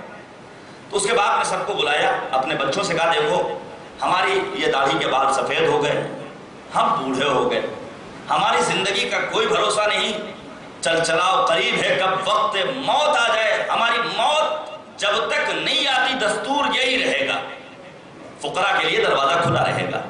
ہمارے مرنے کے بعد اب تم آزاد ہو، چاہو تو تم ہماری راہ و روش پر چلو اور چاہو تو دوسروں کو دینے سے اپنے ہاتھ کو روک لو۔ کچھ عرصے کے بعد اس انسان کا انتقال ہو جاتا ہے۔ بچوں نے آپس میں میٹنگ کی، فوراً باپ کے تمام اعمال خیر کو فراموش کر دیا اور مال دنیا میں ایک دوسرے کے ساتھ شریک کار ہونے لگے۔ سارے بھائی جمع ہوئے، ان میں ایک بیٹا بڑا مومن تھا۔ اس مومن نے کہا ہم تو اپنے بابا کی ہی روش کو آگے بڑھائیں گے۔ دوسروں نے کہا اپنا حکم ہم پر مسلط کرتے ہو، یہ نہیں چلنے والا ہے۔ کہا ٹھیک ہے تمہاری جیسی مرضی، لیکن ہماری مرضی یہی ہے۔ آپ دیکھیے مال دنیا میں انسان اگر خود کو غرق کر لے تو پروردگار کا عذاب کیسے نازل ہوتا ہے۔ سورہ قلم کی آیت نمبر 33 میں مالک نے اشارہ کیا۔ یہ لوگ چلے جاتے ہیں، رات میں زبردست موسلادھار بارش ہوتی ہے رات و برق کے ساتھ، اور ایسی بجلی گرتی ہے کہ باغ جل کر خاکستر میں تبدیل ہو جاتا ہے۔ باؤنڈری گر چکی ہے۔ اب یہ سارے بچے پہنچتے ہیں، انہیں یہ محسوس ہوا یہ تو وہ باغ ہی نہیں ہے جہاں میرے بابا آیا کرتے تھے، جہاں ہمیں بہترین لذیذ پھل ملا کرتے تھے۔ ان سب نے کہا یہ تو وہ باغ نہیں، شاید ہم غلط ڈائریکشن پر آ گئے ہیں۔ اس مومن بیٹے نے جواب دیا یاد رکھو باغ یہی ہے میں ہمارے بابا آیا کرتے تھے، لیکن تمہاری بیجا محبت باپ نے کریم پروردگار کی جانب سے عذاب و نازل ہونے کا سبب قرار دیا ہے۔ اور پھر پروردگار نے آواز دی کذالک العذاب ولعذاب الآخرۃ اکبر لو کانوا یعلمون۔ یہ عذاب کا ایک نمونہ ہے، آخرت میں جو عذاب ملنے والا ہے وہ اس سے کہیں دردناک ہے، کاش کہ تم جانتے ہوتے۔ لہذا ہمیں اور آپ کو اپنے آپ کو آگے بڑھانا ہے رزق و روزی حلال کی تلاش کے لیے۔ میں ایک حدیث آپ کو فرماؤں، آپ کے سامنے بیان کروں۔ نبی اعظم خاتم النبیین حضرت محمد مصطفیٰ صلی اللہ علیہ وآلہ وسلم، پیغمبر نے آواز دی الکاسب حبیب اللہ، ذریعہ معاش کی تلاش میں نکلنے والا حبیب خدا ہے، یعنی وہی رتبہ ملتا ہے جو نبی اعظم کو ملا، نبی اعظم حبیب خدا۔ اگر ذریعہ معاش کی تلاش میں نکلنے والا رزق و روزی حلال کی راہ میں اپنے قدم آگے بڑھا رہا ہے تو وہ بھی حبیب الہی بن سکتا ہے۔ یا پھر کئی بار آواز دی ہمارے اور آپ کے چھٹے امام نے الخلق عیالی فاحبهم الی الطفهم بها واسعاهم فی حوائجهم۔ یہ جتنے مخلوقات ہیں میرے عیال ہیں، ان میں میرا محبوب ترین وہ بندہ ہے جو اپنے گھر والوں کے ساتھ حسن سلوک سے پیش آئے، ان کی ضروریات کو پورا کرے۔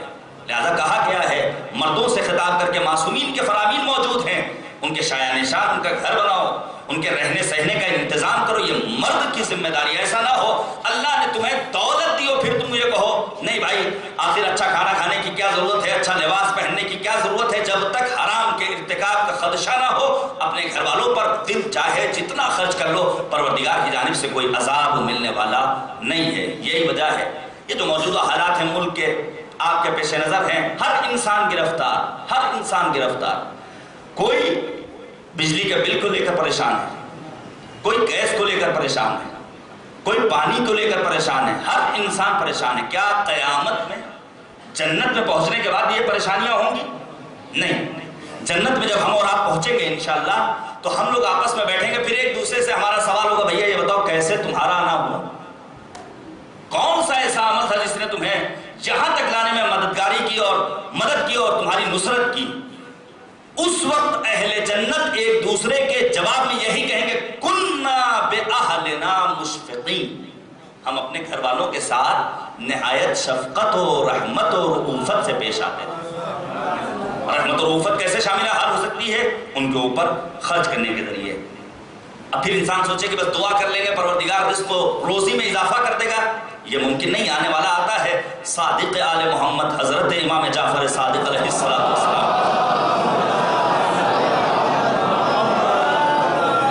امام صادق کی خدمت میں آ کر کہتا ہے مولا میرے لیے دعا کر دیجئے کہ میرے رزق حلال میں اضافہ ہو جائے۔ امام صادق نے کہا خبردار میں تمہارے حق میں دعا نہیں کر سکتا ہوں، اگر رزق چاہیے روزی چاہیے تو جاؤ کام کاج کرو، محنت کرو، جائز راستے سے رزق حلال تلاش کرنے کی کوشش کرو۔ لہذا جیسے ہمارے یہاں ایگزام پیریڈ میں دیواروں پر بارگاہ مقدسہ میں رول نمبر لکھ کر ہمارے بھائی نوجوان بھائی اپنا رول نمبر لکھ کر چلے جاتے ہیں کامیابی مل جائے گی، ایسے کامیابی ملنے والی نہیں ہے۔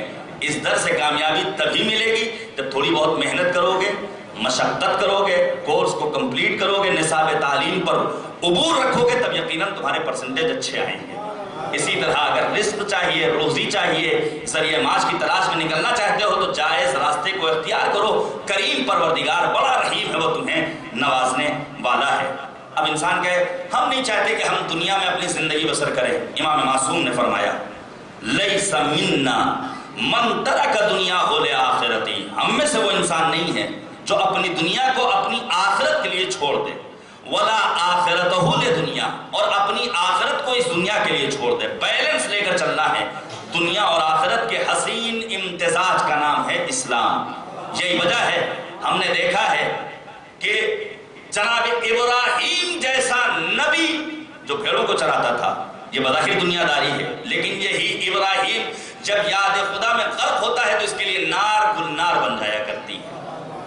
جناب سلیمان چٹائی بنا کرتے تھے، لیکن جب یاد الہی میں غرق ہوتے ہیں تو دنیا اور آخرت کی ایسی حکومت ملتی ہے کہ جس کی کوئی نظیر کائنات میں نظر نہیں آتی۔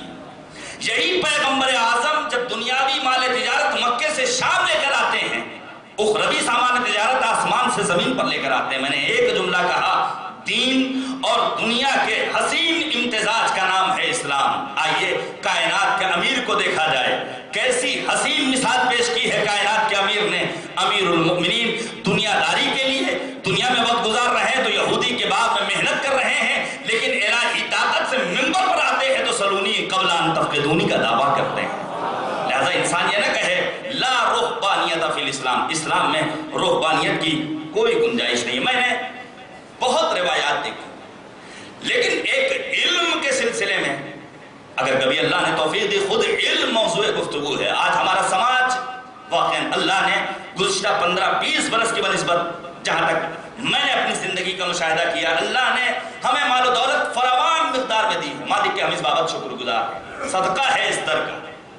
اگر گزشتہ کی نسبت ہم اور آپ اپنے مالی حالات کو دیکھیں، الحمدللہ واقعا بہت پیسے آئے ہمارے پاس، اللہ نے ہمیں نوازا ہے۔ کل تک ہماری زندگی سادی زندگی تھی، لیکن آج الحمدللہ ایک لگزری زندگی ہم اور آپ گزار رہے ہیں۔ لیکن تمام تر ترقیوں کے باوجود ابھی ہم علم کے میدان میں بہت پیچھے ہیں۔ ہمیں اپنے آپ کو علم ہو تو کیا نہیں قدرت میں تمہارے، تم چاہو تو جنگل کو بھی گلزار بنا دو۔ جب علم نہ ہوتے ہوئے اللہ ہمیں اتنا عطا کر رہا ہے تو باب مدینۃ العلم سے اگر علم لے لیں گے تو پروردگار کتنا عطا کرے گا، ایک عام انسان تصور بھی نہیں کر سکتا۔ دو جگہ ہم کو روایت کا ایک فقرہ نظر آیا ایک علم کے سلسلے میں، طلب العلم فریضۃ علی کل مسلم و مسلمہ، علم کا طلب کرنا ہر مسلمان مرد ہر مسلمان عورت پر فرض ہے۔ دوسری روایت اسی قسم کی طلب حلال کے سلسلے میں آیا، طلب الحلال فریضۃ علی کل مسلم و مسلمہ، حلال کمانا ہر مسلمان مرد و زن کی ذمہ داری ہے۔ میں یہاں پر ایک چھوٹا سا استنباط کرنا چاہتا ہوں، شاید یہاں خواتین کو خطاب کر کے معصوم نے یہ متوجہ کرنا چاہا ہو، اگر تمہارے گھر کا مرد حرام رزق لے کر آ رہا ہے تو اسے ٹوکو، کہیں یہ حرام تو نہیں ہے، کہیں یہ رزق ناجائز تو نہیں ہے۔ یہ نہیں کہ اب ہماری خواتین قبر بستہ ہو جائے، ہمیں آفس جوائن کرنا ہے، اب ہمیں نہیں، گھر کی زینت ہماری مائیں اور بہنیں ہوا کرتی ہیں، ضرورت کے تحت ایک ماں کو گھر سے باہر نکلنا ہے، ہماری بہنوں کو اپنے گھر سے باہر نکلنا ہے۔ ایک حدیث اور پیش کروں پھر اپنی گفتگو جناب عباس تک لے کر پہنچوں۔ معصوم نے فرمایا طلب العبادت 70 جزءا، عبادت کے 70 اجزاء ہیں، عبادت کے 70 اجزاء ہیں، افضلها طلب الحلال، ان میں بہترین جو جز ہے وہ طلب حلال ہے۔ اس لیے فرمایا القاد لأہلہ کالمجاہد فی سبیل اللہ، اگر اپنے اہل و عیال کے لیے انسان ذریعہ معاش کی تلاش میں نکلتا ہے تو وہ راہ خدا میں جہاد کرنے والا جیسا ہے۔ آئیے مالک کی بارگاہ میں دعا کی جائے، اے کریم پروردگار ہمیں رزق حلال اپنے گھر میں لے کر آنے کی توفیق عنایت۔ اب یہیں پر اپنی گفتگو موڑتا ہوں، سرکار وفا باب الحوائج الی اللہ قمر بنی ہاشم حضرت ابوالفضل العباس کی جانب۔ آپ بتائیے جناب عباس کو جو اتنی بڑی فضیلت ملی ہے وہ کس وجہ سے؟ کہ علی جیسا انسان حسن و حسین جیسے شہزادے ہونے کے باوجود آرزو کر رہا ہے عباس علمدار کی۔ سرکار وفا کی فضیلت کے لیے یہی ایک جملہ کافی و وافی ہے۔ جناب عباس کے اسماء القاب کنیت پر میں گفتگو کرنا چاہتا تھا، لیکن ابھی ایک تدفین بھی ہے اور وقت میں مجھے اپنی گفتگو تمام کرنی ہے۔ میں صرف زیارت کے ایک فقرے پر تھوڑی دیر گفتگو کرنا چاہتا ہوں اور پھر اس روشنی میں ہمیں اپنے کردار کو واقعی معنی میں کربلائی بنانا ہے۔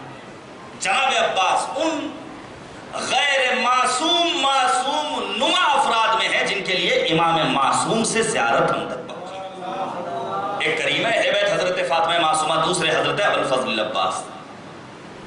کوئی تو وجہ ہوگی کہ سرکار وفا حضرت عباس کے حرم میں پہنچنے کے بعد اور آپ کی زری تک جانے کے بعد صادق آل محمد حضرت امام جعفر صادق علیہ السلام نے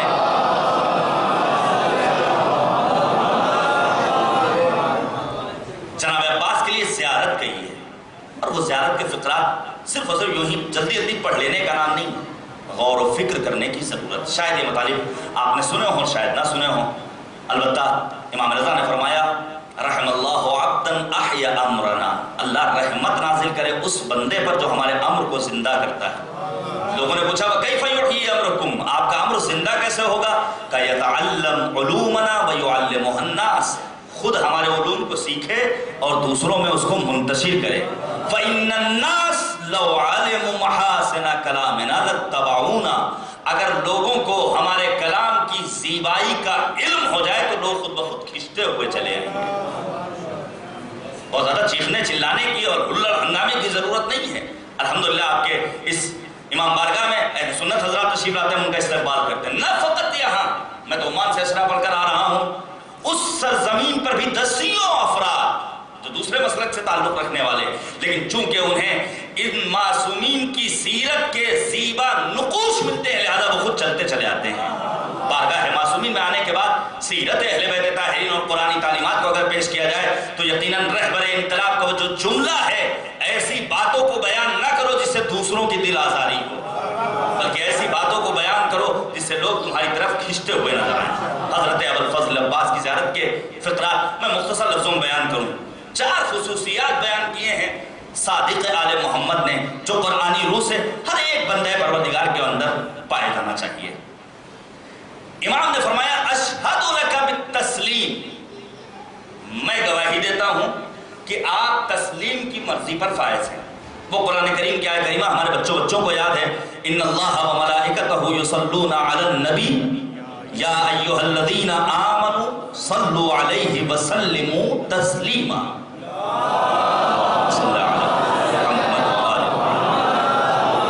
तो सिर्फ सलावात के हद तक महदूद नहीं है, बल्कि तस्लीम की मंजिल में भी हमें अपने आप को दाखिल करना है। जनाब अब्बास अगर अब्बास से अलमदार बने हैं तो इसलिए कि मकाम तस्लीम पर फाइज थे सरकार वफा हजरत अबुल फ़ज़ल अब्बास अलैहिस्सलाम। देखिए इतना बड़ा मजमा यहाँ पर बैठा है, क्या सबके लिए मुझ समेत ये कहा जा सकता है कि हम मकाम तस्लीम पर फाइज हैं? जरूरी नहीं। अमीरुल मुमिनीन की मायत में रहने वाले, सब रोज आपके साथ उठने और बैठने वाले अमीरुल मुमिनीन कहते थे चलो जंग में, लेकिन तरह तरह के बहाने, मौला बड़ी गर्मी है, मौला बड़ी सर्दी, रिवायात में मौजूद है वाक़यात, मौला गर्मी बहुत शदीद है, और फिर रास्ता काट जाते थे। पैगंबर ने जंग के बजाय सुलह हुदैबिया की है, पैगंबर ने लोगों से मुतालबा किया, लेकिन लोगों ने कहा हम यहाँ पर आपकी बात मानने वाले नहीं है, यानी मकाम तस्लीम पर फायज नहीं हुए असहाब पैगंबर। अमीरुल मुमिनीन की विलायत का ऐलान किया मैदान गदीर खुम में, आने वाला आकर कहता अगर ये ऐलान आपने अपनी जानिब से किया तब भी कबूल नहीं, अगर अल्लाह की जानिब से किया तब भी कबूल नहीं, अजाब आ जाए हम कबूल करने के लिए तैयार। यानी मकाम तस्लीम पर हैं ऐसे अफराद जो फायज नहीं हैं।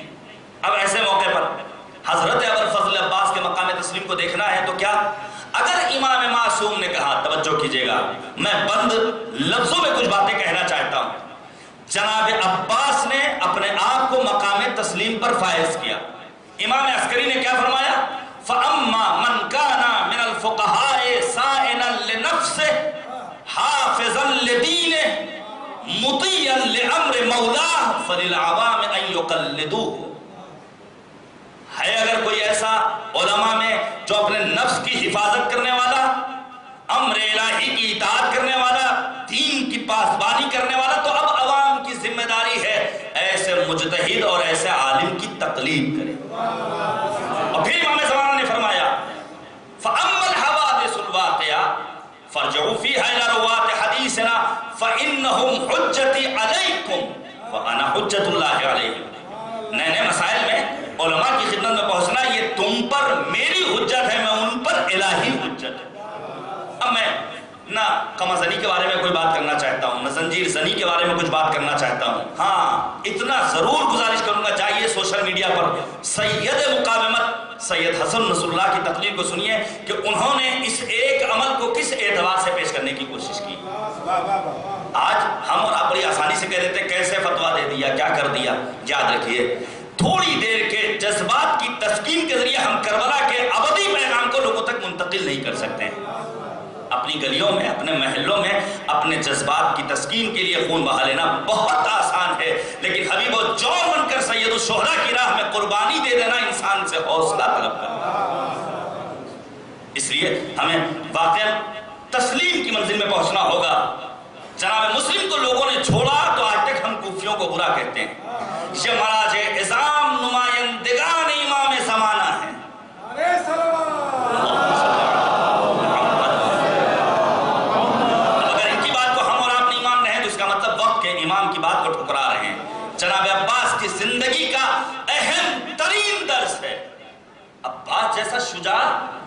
ویر جس کی آرزو امیر المؤمنین فاتح خیبر و خندق و بدر و حنین نے کی، امام حسین نے کہا بھیا خبردار اپنے قدم آگے نہ بڑھانا، چشم بھیا پانی لانا ہے، چشم بھیا خیمے لگا دو، چشم ہر ایک منزل پر اپنے آپ کو مقام تسلیم پر فائز کیا ہے حضرت ابوالفضل العباس نے۔ وگرنہ آپ تصور کیجئے حسن مجتبیٰ کی جب شہادت ہوئی ہے اور جب جگر کے ٹکڑے گر رہے تھے، اس وقت جناب عباس نے قیس و غضب میں آنے کے بعد 24 برس کا جوان علی کا شیر بیٹا تلوار کو نکالتا ہے، لیکن مولا امام حسین نے کہا بھیا عباس خبردار تلوار کو نیام میں رکھ لو۔ جناب عباس نے اس موقع پر بھی مقام تسلیم پر فائز ہو کر دنیا والوں کے لیے بالخصوص کربلائیوں اور حسینیوں کے لیے ایک پیغام چھوڑا، جوش میں آنے کی ضرورت نہیں ہے، بلکہ یہ دیکھو تمہارے وقت کا امام تم سے کیا طلب کر رہا کہ پہلی منزل ہے۔ بہت ساری باتیں میں نے اس دن میں نوٹ کی تھی، یہیں پر اس بات کو چھوڑ رہا ہوں۔ اب انسان واقعی تعجب ہوتا ہے، انسان سوال کرتا ہے آخر کیوں؟ ہر کیوں کا جواب شریعت نہیں دیتی، ہر کیوں کا جواب آپ کو مل جائے ممکن نہیں۔ بالکل اسی طرح ڈاکٹر صاحب بیٹھے ہوئے ہیں، آپ نے کبھی ان سے کوئی دوا لی، آپ ان سے پوچھ سکتے ڈاکٹر صاحب یہ دوا کیوں؟ ممکن ہے کبھی یہ آپ کو اس دوا کے استعمال کی وجہ بتائیں اور ممکن ہے کبھی وجہ نہ بتائیں۔ اسی طرح دینی معاملات میں ہم کیوں کرنے کا ادھیکار تو رکھتے ہیں، لیکن ہر کیوں کا جواب مل جائے یہ ضروری نہیں ہے۔ ہاں ہمیں اپنے آپ کو مقام تسلیم پر فائز کرنا ہے۔ دوسری جو امام صادق نے زیارت کے فطرے میں کہا والتصدیق، ہم گواہی دیتے ہیں کہ آپ مقام تسلیم پر فائز ہیں، آپ مقام تصدیق پر فائز ہیں، یہ صفت ہے حضرت ابوالفضل العباس علیہ السلام کی۔ وگرنہ تھے فرزندان ائمہ اطہار علیہ السلام میں ایسے افراد، امام معصوم کے بیٹے، ساتویں امام کے فرزند ہیں، عبداللہ ابن موسیٰ امام کے فرزند، امام کاظم کے فرزند، لیکن انہوں نے امام کاظم کی امامت کو تسلیم کیا، امام رضا کی امامت کی تصدیق نہیں کی۔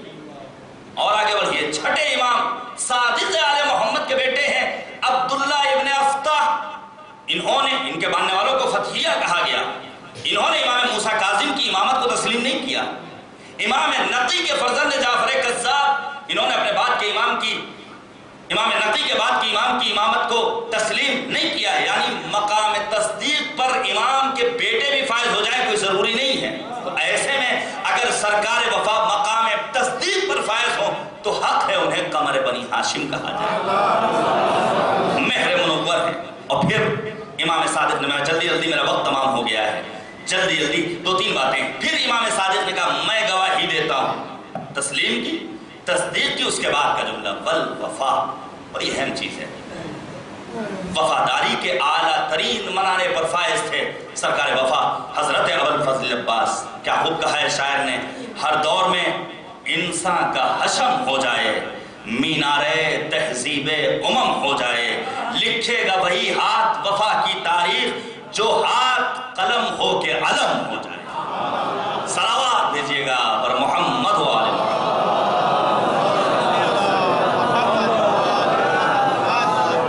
دیکھیے آپ حضرات ماشاءاللہ بڑی تعداد میں مل جل کر صلوات دیجیے پر محمد۔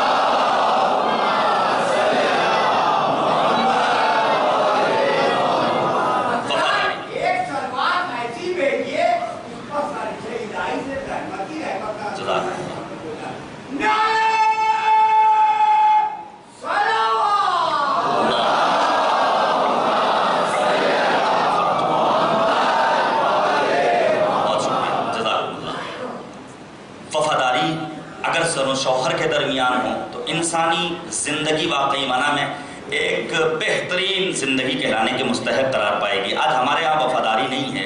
میں نے ایام عزائے فاطمیہ میں ایک روایت پیش کی تھی کہ صدیقہ طاہرہ نے امیر المؤمنین کو خطاب کر کے ایک جملہ کہا تھا، یا ابن عم ما احدتنی کاذبا ولا خائنا ولا خالفتک منذ عاشرتنی۔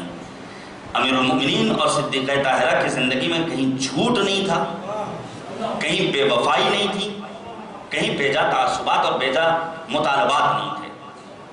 یہ وفاداری بہت اہم ہے۔ میں آپ کے سامنے بس ایک دو روایتیں پیش کروں۔ وفاداری کی بڑی تاکید ہے مذہب اسلام میں. حد یہ ہے کہ اگر انسان کسی سے کوئی وعدہ کرے اور جس سے وعدہ کر رہا ہے وہ غیر مسلم ہو، مسیحی بھی ہو، کسی اور دھرم کا ماننے والا ہو، تب بھی مذہب اسلام یہ تاکید کرتا ہے کہ اپنی وفاداری پر قائم رہو. معصوم نے فرمایا ثلاثۃ لیس فیہن رخصہ، تین چیزیں ایسی ہیں جس میں کوئی چھوٹ نہیں. انسان کچھ کر لے، تین چیزیں ایسی ہیں جس میں کوئی چھوٹ نہیں ہے. پہلی چیز والدین کا احترام. اب والدین اچھے ہوں، برے ہوں، مومن ہوں، منافق ہوں، کافر ہوں، مسیح، کوئی بھی ہو، ماں باپ کا احترام یہ بچے پر فرض ہے. مذہب اسلام نے کتنی اہمیت دی ہے ایک والدین کو. دوسری چیز امانت داری، خیانت کی ہرگز اجازت نہیں. میں آپ کے سامنے روایت پیش کروں، آپ ذرا تصور کیجئے اور واقعہ عاشورہ کو مد نظر رکھیے. جوان بھائیوں آپ غور سے سنیے. امام سجاد کی مظلومیت اور سید سجاد جیسا امام یہ پیغام دیتا ہے کہ اگر میرے بابا کا قاتل میرے پاس اپنی شمشیر بعنوان امانت رکھے تب بھی میں اس میں خیانت نہیں کروں گا. اللہ اکبر. اب ہمارے اور آپ کے درمیان کوئی گفتگو ہوتی، میں کہتا ہوں بھائی اپنے تک رکھیے گا، لیکن ہم اور آپ آگ لگانے کے لیے اپنی باتوں کو دوسروں تک منتقل کر دیتے ہیں. پھر خانوادے کا شیرازہ بکھرتا ہوا نظر آتا ہے. اسلام نے اجازت نہیں دی ہے. پہلی چیز والدین کا احترام، دوسری چیز امانت داری، اور تیسری چیز انسان وفادار رہے. جہاں وفاداری پائی جائے گی وہاں واقعی معنی میں انسانیت پائی جائے گی. بس میں ایک واقعہ پیش کروں، بہت ساری باتیں اس میں تھیں. جنگ تبوک بڑی مشہور جنگ ہے. امیر المؤمنین مدینے میں نیابت کر رہے ہیں پیغمبر اعظم کی. وہ سارے واقعات آپ کے پیش نظر. دیکھیے ہم سے کس قسم کی وفاداری کا مطالبہ کیا گیا ہے.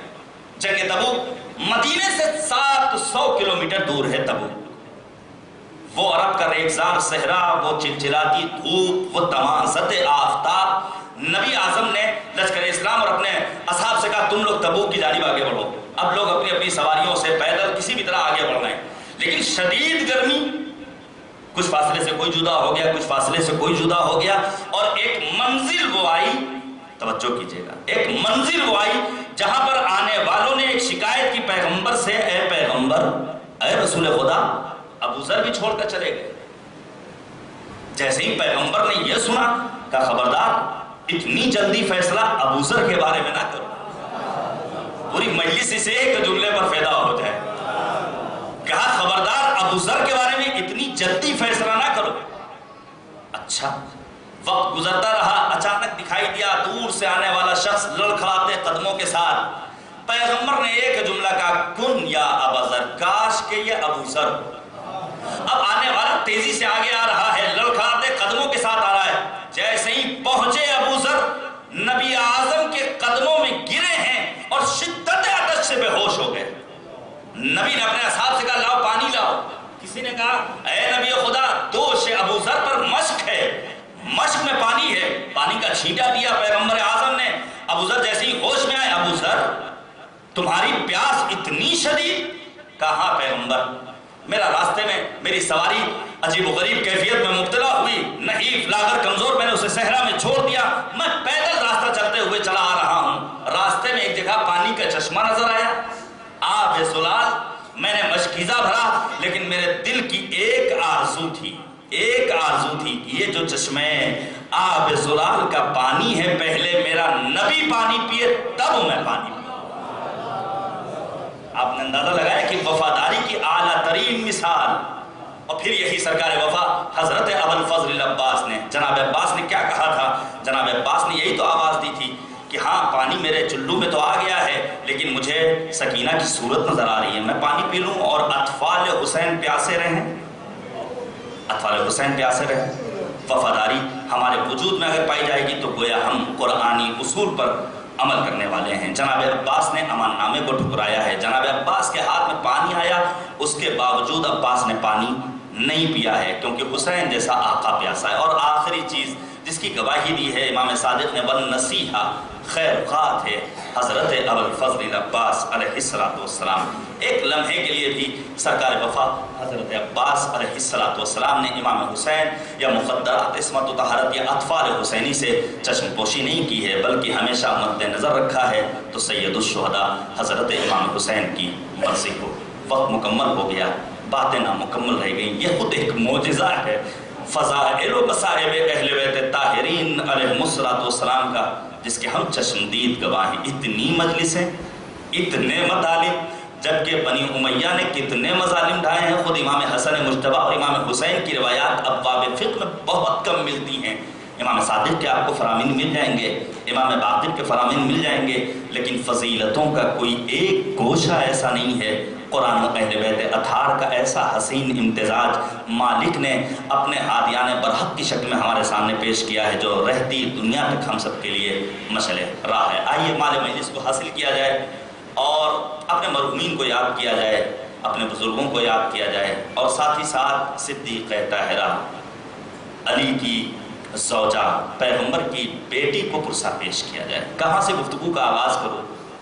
آج یتیمہ حسین، ہم اور آپ حضرت زینب کبریٰ سلام اللہ علیہا کو ام المصائب کہتے ہیں، لیکن جناب سکینہ حقیقت میں بنت المصائب ہیں، جہاں پر مصائب آ کر ختم ہو جاتے ہیں۔ 3.5 برس کی بچی اتنی مصیبتوں کو برداشت کیا ہے۔ اللہ ہماری بیٹیوں کو سلامت رکھے۔ آج گریہ کرنا ہے واقعا، اور یہ چند دن اس میں اپنی آوازوں کا آپ آزاد کر دیجئے اور مالک کی بارگاہ میں دعا کیجئے ان آزموں کو رومال سیدہ میں جگہ مل جائے۔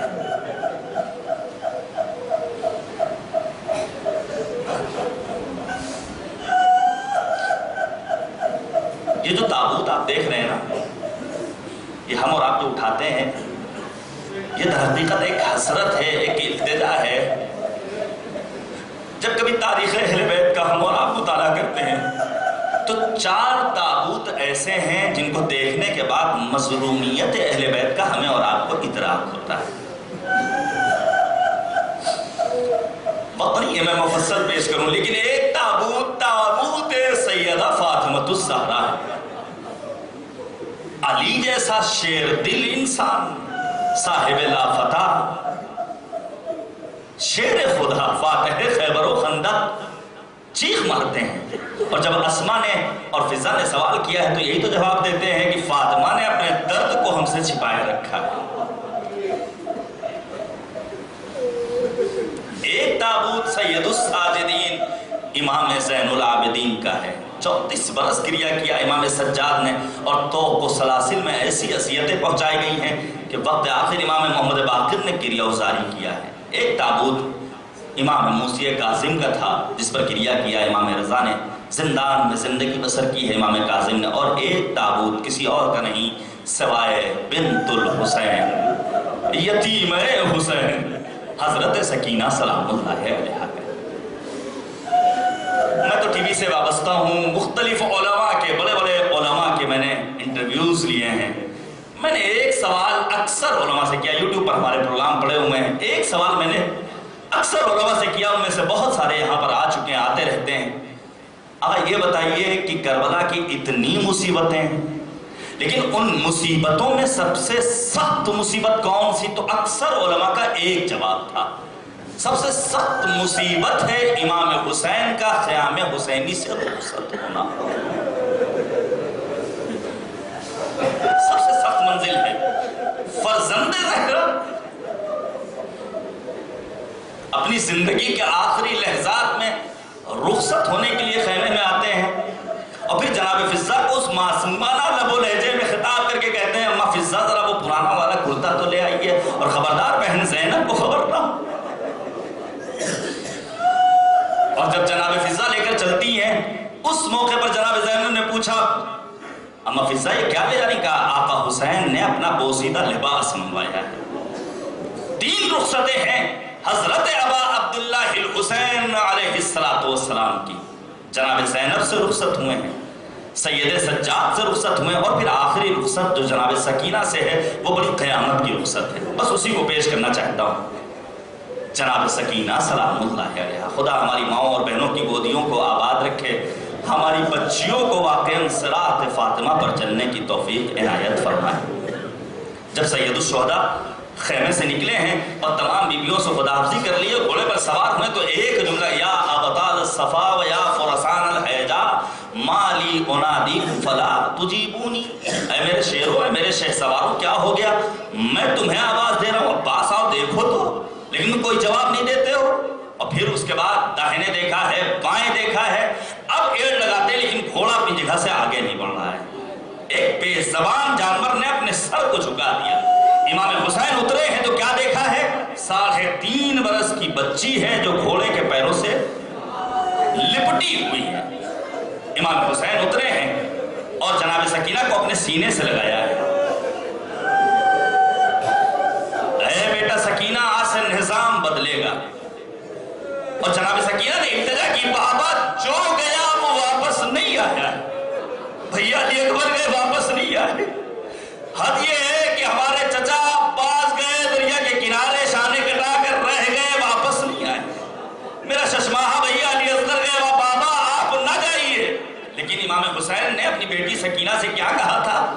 اے بیٹا سکینہ، اب نظام بدلے گا، تم پھوپھی زینب کے پاس آرام کرو گی اور علی اصغر میرے پاس آرام کریں گے۔ اور میرا تو دل کرتا میں ایک جملہ کہوں، شاید سید الشہداء نے جناب سکینہ کو خطاب کر کے کہا، اے سکینہ یاد رکھو، اب تمہاری قسمت میں یتیمی آنے والی ہے، اب تمہیں تماچے لگنے والے ہیں۔ اللہ اکبر! باپ اور بیٹی کی محبت کون ہے جو بیان کر سکتا ہے؟ یہ کون مظلومہ ہے؟ یہ وہی مظلومہ۔ بس ایک روایت آپ کے سامنے پیش کروں، میرے اندر طاقت نہیں ہے پڑھنے کی، نہ وقت اب اس کی اجازت دیتا ہے، بس ایک روایت سن لیجئے مختار نامے کی۔ جب مختار کی خدمت میں شمر کو گرفتار کر کے لایا جاتا ہے اور شمر سے مختار سوال کرتے ہیں، مختار یہ بتاؤ کربلا میں تم نے بہت مظالم کیے، لیکن کون سا ظلم ایسا تھا جسے کرتے وقت تمہارے ہاتھوں میں تھرتھراہٹ پیدا ہو گئی، تمہارے پیروں میں لرزہ پیدا ہو گیا؟ شمر کہتا مختار آپ حسین کے چاہنے والے ہیں، برداشت نہیں کر سکیں گے، اصرار بڑھتا ہے۔ مختار سے شمر کہتا ہے، اے مختار اگر سننا چاہتے تو سن لیجئے، بعد شہادت حسین ہمیں حکم ملا، ہم خیموں کی تنابوں کو کاٹتے جائیں، خیموں کی تنابوں کو کاٹتے جا رہے تھے، ایک خیمے میں پہنچے، کیا دیکھا؟ ایک کمسن بچی ہے، مسلح عبادت بچھا ہوا ہے۔ میں نے پوچھا کون؟ کہا میں سکینہ بنت الحسین ہوں۔ یہ مسلح کس لیے؟ اس بچی نے ایک جملہ کہا، میرا بابا میدان کربلا میں گیا ہے، میں نے مالک کی بارگاہ میں دعا کی ہے، اگر میرا بابا واپس آ گیا تو میں نماز شکرانہ ادا کروں گی۔ شمر کہتا ہے مختار میری نگاہیں سکینہ کے گوشوارے پر پڑھی، میں نے کہا مجھے ایک گوشوارہ چاہیے۔ بہت سارے افراد ہیں جنہیں فارسی آتی ہے، فارسی زبان میں لکھی ہوئی کتاب کا جملہ ہے۔ سکینہ نے بڑے معصوم انداز سے کہا، اے شخص من بابا نہ جانو، میرا باپ رہی ہے، مجھ پر ظلم نہ کرنا۔ جزاک اللہ، خدا کسی غم میں نہ رلائے سوائے غم اہل بیت طاہرین علیہم الصلوۃ والسلام۔ شمر کہتا ہے اے مختار میں آگے بڑھتا ہوں، کھڑکیاں دیتے ہوئے، تازیانہ پٹکتے ہوئے، میں نے اپنے ہاتھ سے جب سکینہ کے گوشوارے کو کھینچا تو کان کی لویں پھٹ گئی۔ کمسن یتیم حسین نے تنہائی کا رخ کیا، اے چچا عباس ذرا آ کر تو دیکھو، جس شان سے تم نے ہمیں گوشوارے پہنائے تھے، آج کس طرح تمہارے بعد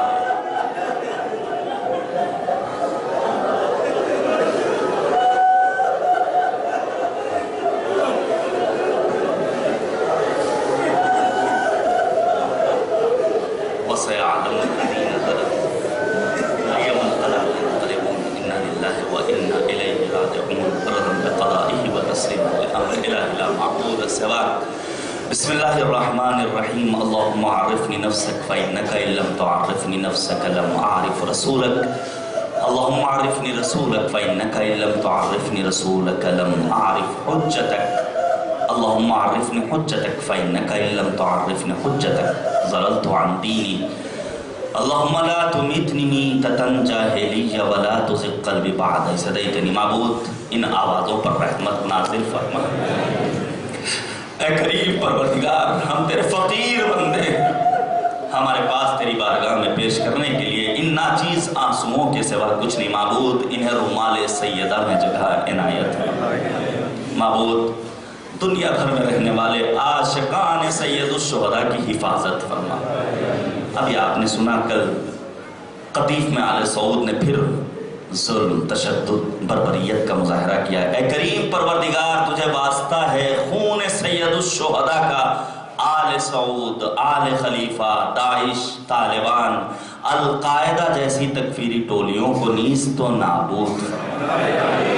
معبود ہمیں شعور و آگہی کے ساتھ کربلا کی یاد منانے کی توفیق عنایت فرما۔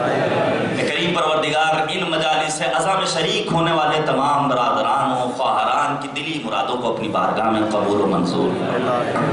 اے کریم پروردگار، دامیں، درمیں، قدمیں، سخنیں، جو جس انداز سے غم سید الشہداء کا اہتمام کر رہا ہے، معبود ان سب کے توفیقات خیر میں اضافہ فرما۔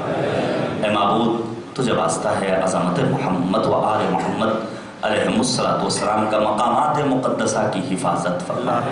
معبود ہمیں زیارت کی توفیق عنایت فرما۔